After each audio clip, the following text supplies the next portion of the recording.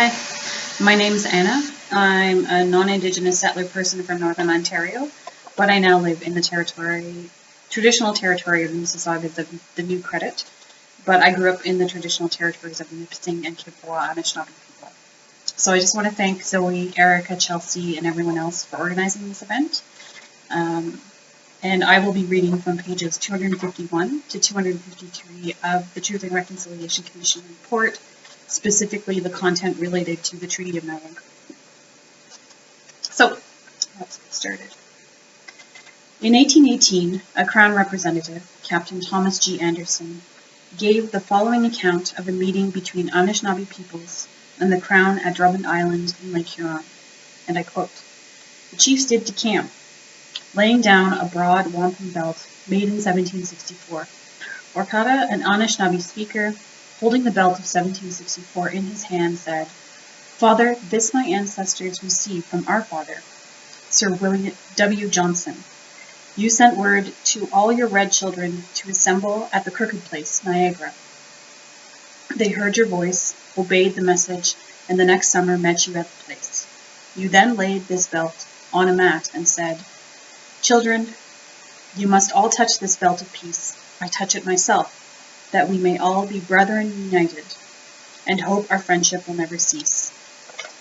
I will call you my children, will send warmth, presents to your country, and your families will never be in want. Look towards the rising sun.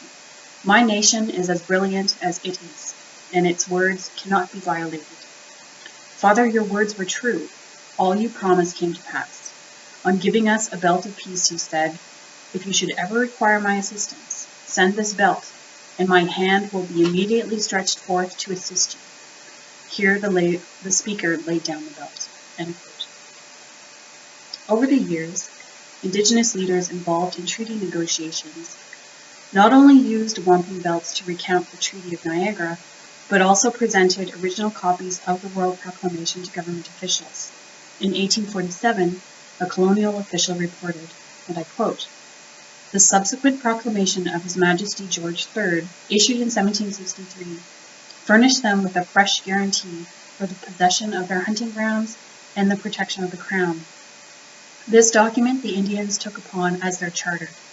They have preserved a copy of it to the present time, and have referred to it on several occasions in the representations to government." End quote.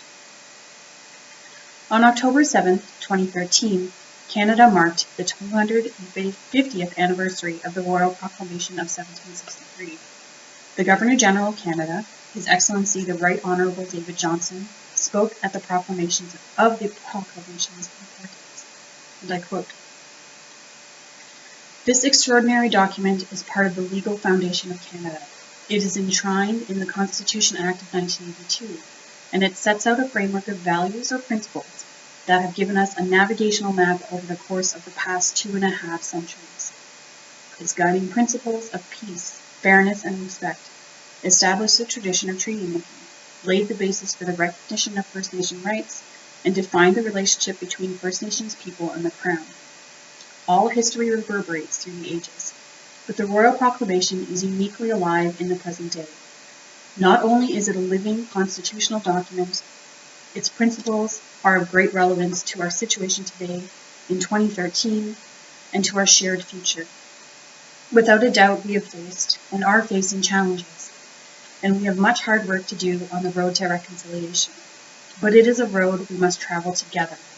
In modern time, the successful conclusion of comprehensive land claims agreements are an example of the principles of the Royal Proclamation in action." End quote. Across the country, Indigenous peoples also commemorated the anniversary, calling on Canadians to honour the spirit and intent of the Royal Proclamation. In British Columbia, where very few treaties were signed, the First Nations summit leaders issued a statement reminding Canadians that the principles set out in the proclamation were still relevant in present-day Canada. They said, and I quote, "With Confederation, the First Nations Crown relationship has regrettably been guided by federal control under the constraints of the Indian Act, not by the principles articulated in the proclamation. The time has arrived for all Canadians to move into an era of recognition and reconciliation between the First Nations and the Crown. Although there is general recognition of Aboriginal title rights, far too often these rights exist without an effective remedy. There are many solutions that have the potential of moving us to where we need to be. Such solutions include the negotiation of modern-day treaties, agreements, and other constructive arrangements consistent with the principles of the Proclamation." End quote. Across the river from the Parliament buildings in Ottawa that October, Idle No More supporters gathered in Gatineau, Quebec, at the Canadian Museum of Civilization to commemorate the Royal Proclamation as part of a national and international day of action.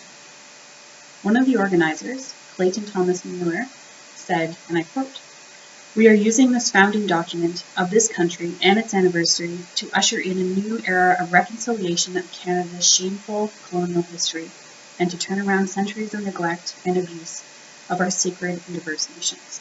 End quote. In Toronto, the focus was on the Guswintah, or two-row wampum treaty belt, used by the Mohawk in treaty negotiations with colonial European officials. As Aboriginal and non-Aboriginal people gathered to mark the historic day, Speaker Davin Cathchild said, and I quote, "Everyone needs to learn about the two-row and the nation-to-nation relationships it represents. It's not just for Native people, it's for non-Native people too." End quote.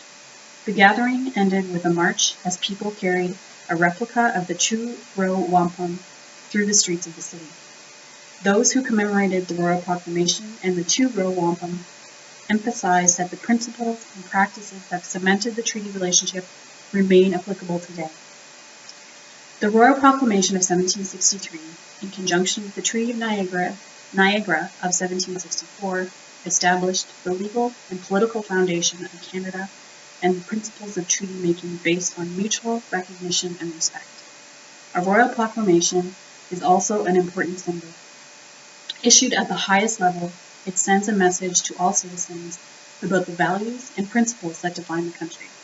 There is a need for a new proclamation that reaffirms the long-standing but often disregarded commitments between Canada and Aboriginal peoples. The proclamation would include an official disavowal of the doctrine of discovery and commitment to the full implementation of the United Nations Declaration. And now we move to a call to action. This is the 45th call to action. We call upon the Government of Canada, on behalf of all Canadians, to jointly develop with Aboriginal peoples a Royal Proclamation of Reconciliation to be issued by the Crown. The proclamation would build on the Royal Proclamation of 1763 and the Treaty of Niagara of 1764, and reaffirm the nation-to-nation relationship between Aboriginal peoples and the Crown. The proclamation would include, but not be limited to, the following commitments. First, repudiate concepts used to justify European sovereignty over Indigenous lands and peoples, such as the doctrine of discovery and terra nullius. 2. Adopt and implement the United Nations Declaration on the Rights of Indigenous Peoples as a framework for reconciliation. 3. Renew or establish treaty relationships based on principles of mutual recognition, mutual respect, and a shared responsibility for maintaining those relationships into the future. And finally, the 4th. Reconcile Aboriginal and Crown constitutional and legal orders to ensure that Aboriginal peoples are full partners in Confederation, including the recognition and integration of Indigenous laws and legal traditions in negotiation and implementation processes involving treaties, land claims, and other constructive agreements. Thanks very much.